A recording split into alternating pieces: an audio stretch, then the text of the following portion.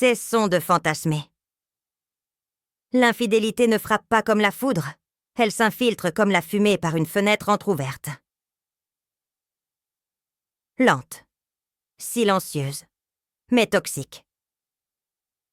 Et quand tu t'en rends compte, elle est déjà dans tes poumons. Ce qu'on ne te dit jamais, c'est ça. Une femme qui trompe ne le fait jamais proprement. Elle laisse des empreintes. Sur ta routine. Sur ta paix intérieure. Sur ton instinct. La plupart des hommes les ignorent. Ils trouvent des excuses. Mais la vérité, tu l'as vue. Tu ne voulais juste pas y croire. Cette vidéo ne parle pas de paranoïa. Elle parle de schéma. Si tu as déjà ressenti ce vide, ce poids dans la poitrine, cette petite voix qui murmure, elle s'éloigne. Alors, cette vidéo est pour toi. Signe numéro 1. Elle se déconnecte, mais continue de sourire. Elle ne part pas, elle reste. Et c'est ça le plus déroutant. Tu la vois tous les jours. Elle dit « bonjour », sans lever les yeux. Tu lui demandes si ça va, elle répond « ça va ». Comme un automatisme, pas comme une vérité, mais tu sens le changement. Subtil, presque invisible. Les stoïques sont souvent les premiers à le remarquer. Elle est là, physiquement, mais son âme, son énergie, ailleurs. Son rire te semble faux. Son regard? Fuyant, creux. Tu fais une blague. Elle sourit, mais pas avec ses yeux.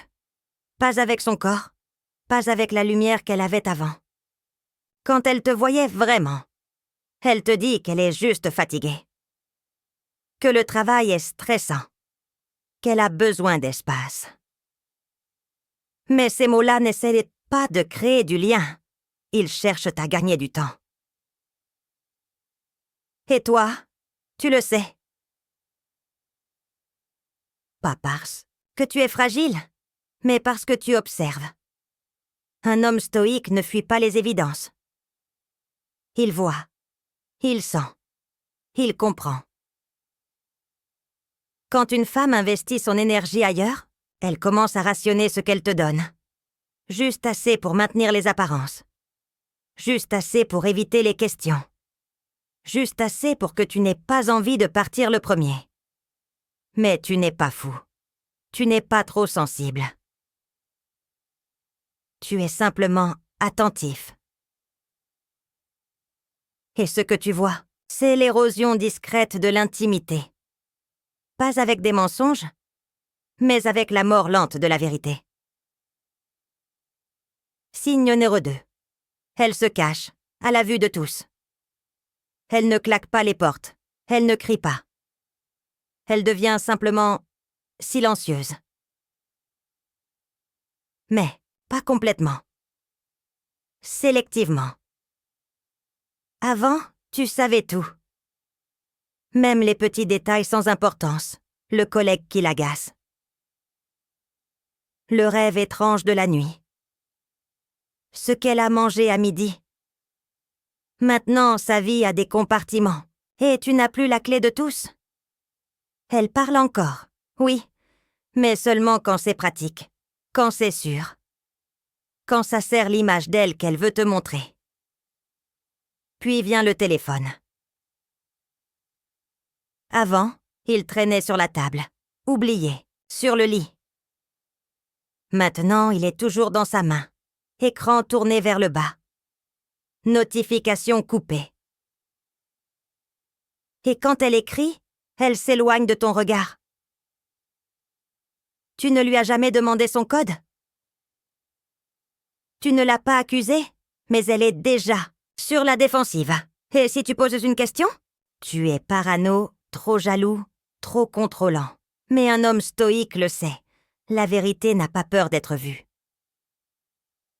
Ce qui est réel n'a pas besoin de se cacher. Et l'amour sincère ne s'abrite pas derrière la vie privée.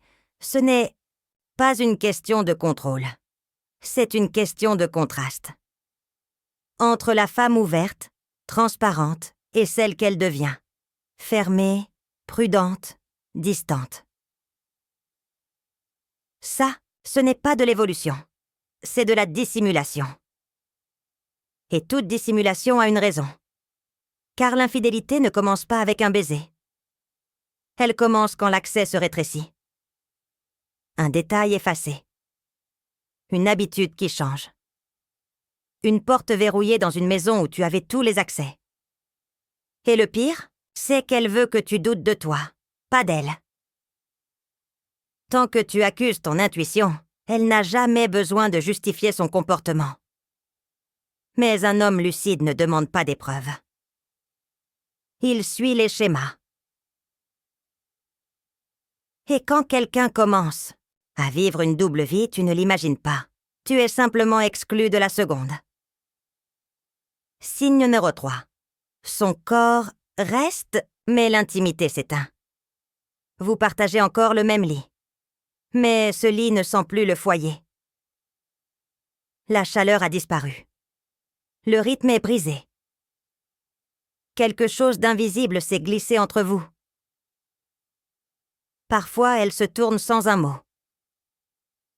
Parfois, elle initie. Mais ça sonne faux. Trop intense. Trop mécanique, comme si elle voulait prouver quelque chose. Ou cacher quelque chose. Et toi, tu te demandes, qu'est-ce qui fait le plus mal? Son silence qui te fait sentir indésirable? Ou cette passion soudaine qui ne semble pas t'être destinée? Voici la vérité que la plupart des hommes fuient. Quand une femme trompe, émotionnellement ou physiquement, son intimité change toujours. Parfois, elle disparaît. Parfois, elle se transforme. Mais elle ne reste jamais la même. Parce que l'intimité vraie ne dépend pas de la fréquence. Elle dépend de la présence. Et quand cette présence n'est plus nourrie par l'amour, tu le sens dans ton corps. Dans ton instinct. Dans le silence après. Tu as l'impression d'embrasser un fantôme. De toucher quelqu'un qui n'est plus là. Comme si ton corps était utilisé. Mais pas chérie. Et quand tu en parles, elle répond. Tu te fais des idées. Je suis juste fatiguée. Tu es trop sensible. Mais tu ne l'es pas. Tu es juste attentif. Parce que le sexe, quand il est réel, est un langage. Et ce langage a changé. Il sonne faux. Il n'est plus fluide. Il n'est plus naturel. Et voici la réalité stoïque. Une femme ne peut pas te donner son corps quand son âme appartient à un autre. Et plus tu fais semblant que tout est normal, plus tu trahis ton propre instinct pour ne pas déranger son confort. Mais un homme enraciné dans la vérité ne nie pas les signes. Il les respecte. Il les analyse. Et surtout, il agit. Car quand le feu s'éteint, on ne blâme pas la fumée. On se demande qui a allumé une autre flamme ailleurs. Signe numéro 4, elle devient plus gentille, mais plus distante. Étrange, non? Tu aurais cru que si elle s'éloignait, elle serait plus froide. Plus dure. Plus critique. Mais non, elle est plus douce. Plus calme. Presque. Trop parfaite. Elle t'envoie des messages attentionnés. Elle te remercie. Pour de petites choses. Elle s'excuse même plus souvent. Et pourtant, tu sens qu'elle n'est plus là. Parce qu'elle ne partage plus ce qu'elle pense vraiment. Elle évite les conflits. Elle évite la profondeur. Elle évite d'être vue. Ce n'est pas de la paix. C'est de la distance polie. Elle joue le rôle de la compagne idéale. Pour ne pas éveiller de soupçons. Pour que tu ne poses pas de questions.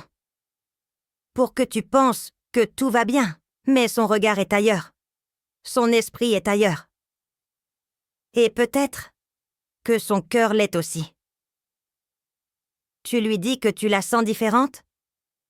Elle te sourit, elle t'embrasse, elle dit « C'est juste toi qui es stressé en ce moment. » Et toi, tu commences mot à douter. Non pas d'elle, mais de ta propre perception. Tu t'accuses d'être parano. Trop méfiant, trop compliqué. Mais voilà ce que les hommes lucides savent. Une femme qui veut vraiment rester n'a rien à camoufler.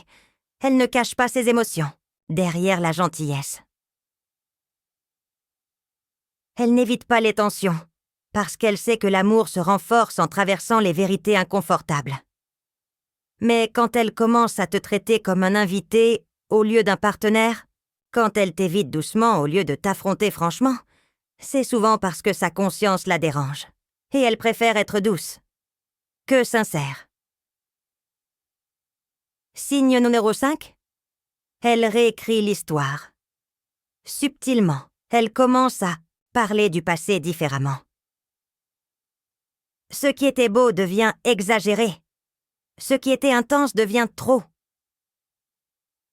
Ce que vous avez vécu ensemble, elle le raconte comme si c'était moins spécial que ce dont tu te souviens. Tu l'entends dire des choses comme « On a toujours eu des hauts et des bas. Je ne sais pas si j'étais vraiment moi-même à cette époque. Je crois que je me suis oubliée dans cette relation. » Et toi, tu te demandes « Où est passée la femme qui te regardait avec des étoiles dans les yeux? Celle qui disait que tu étais le seul homme qui la comprenait vraiment? » Elle n'a pas oublié. Elle reconstruit. Elle réécrit le récit.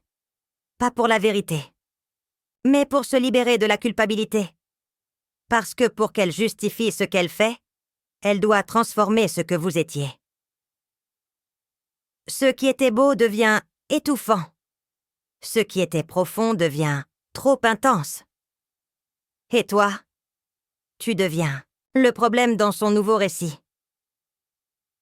Elle ne veut pas être la méchante, alors elle devient la victime silencieuse.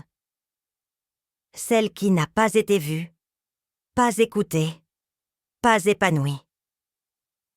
Et si tu l'aimes encore, tu vas vouloir comprendre. Tu vas lui demander ce que tu peux changer.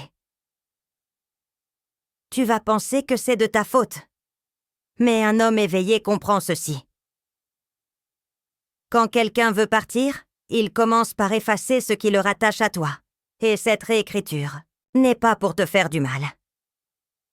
C'est pour qu'elle puisse vivre avec ce qu'elle est en train de faire, sans affronter ce qu'elle est en train de devenir.